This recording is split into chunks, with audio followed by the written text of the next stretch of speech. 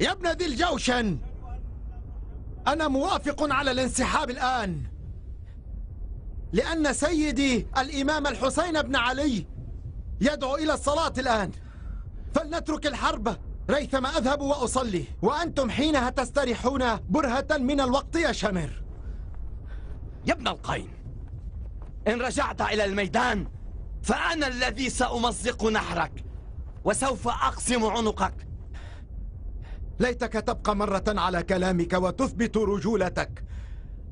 أنا عائد بعد الصلاة إلى الميدان ميالا لقتالك أنت، فإن تخلفت فأنت أقل من كلب. وكسر زهير حصار الرماح والسيوف وعاد كالفراشة محلقا ليؤدي صلاة العشق، وكأنه كان مقدرا له أن يقتدي بابن بنت رسول الله في صلاته الأخيرة.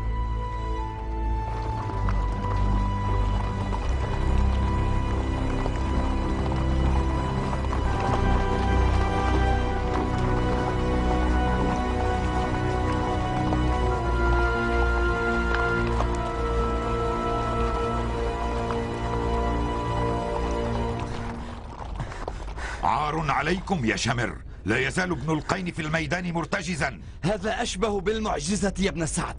ما هذه بالحرب وحسب، لا أبا له، كأنه فيل هائج كلما صاح فيهم صعق الرجال. ابن القين لا يعادل الحسين بن علي. وماذا ستفعلون مع الهاشميين سواعد الحسين بن علي والعباس بن علي؟ لا شك في أنه إن دخل الميدان فسيموت رجالك خوفا وفرقا. لن أستبعد ذلك. لا يقف أمام العباس بن علي إلا من يحمل قلب أسد. كفى قتال المناجزة، احملوا عليه جميعا، فليهجم الجيش كله على المخيم واكفونا شر الحسين بن علي. الحسين بن علي يريد أن يصلي، ويريد منا أن نؤجل الحرب ريثما يؤدي الصلاة. ليصلي يا شامر، ليصلي، واقضوا عليه بعد الصلاة مباشرة. أحقا تريدون أن تسمحوا للحسين بن علي بأن يصلي؟ الصلاة واجب شرعي يا بني، لا نستطيع أن نمنع الفريضة الواجبة. إذن خسرتم الحرب. ماذا تقول؟ هؤلاء جاءوا لقتال الحسين بن علي ظنا منهم أنه كافر وخارج عن دين الله، لكنهم عندما يرونه يترك الحرب من أجل الصلاة سيعرفون أنهم مغرر بهم. هذا نظر صائب. أليس كذلك يا شمر؟ نعم طبعا، إن رأي نجلكم صائب ودقيق للغاية، ولعل الحسين بن علي يريد أن يوقظ أفكار الكوفيين الغافلين. هل علينا أن نمنع الحسين بن علي من أداء الصلاة؟ قل. ماذا أقول؟ أنت القائد وأنا الجندي. لا يا شمر، لا، امنعوهم من الصلاة.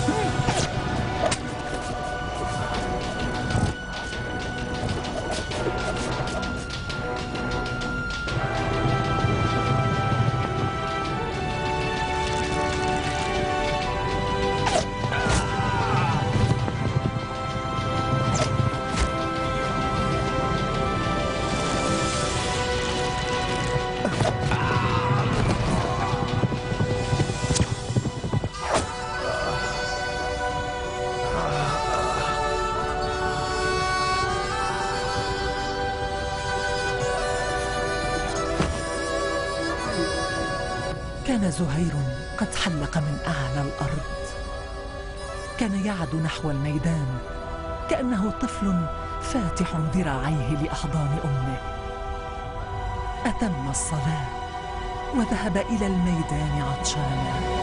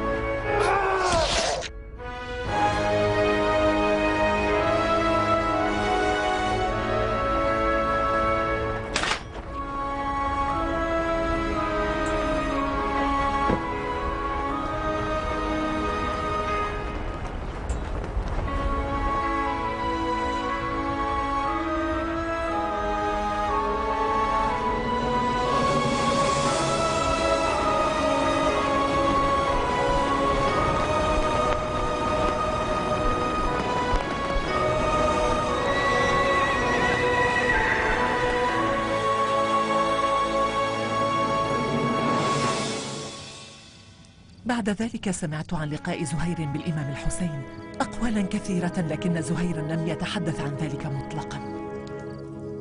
ماذا سمعت؟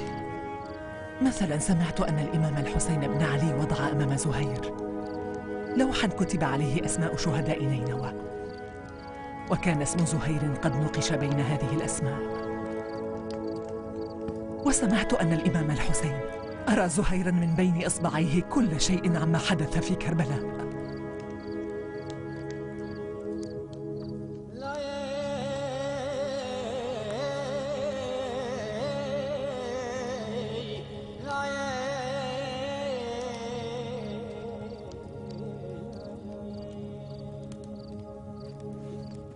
هنيئا لزهير، وقد استطاع اللحاق بقافلة الحب. أما المختار الثقفي فيا لغبنه وغمه، لأنه لم يلتحق بها. رباهما الحكمة في ذلك اللحاق وهذا التأخير.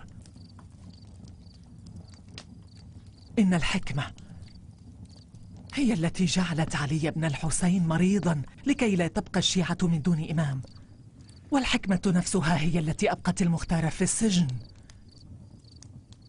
لكي لا يبقى الشيعة من دون منتقم. أنت يد الله التي ينتقم بها من الظالمين. مختار، اذهب إلى مكة وارمي الجمرات وحطم ما في وجودك من أصنام واغتسل بماء زمزم. إن الثواكل وأهل العزاء في مصيبة الإمام الحسين يريدون المواساة.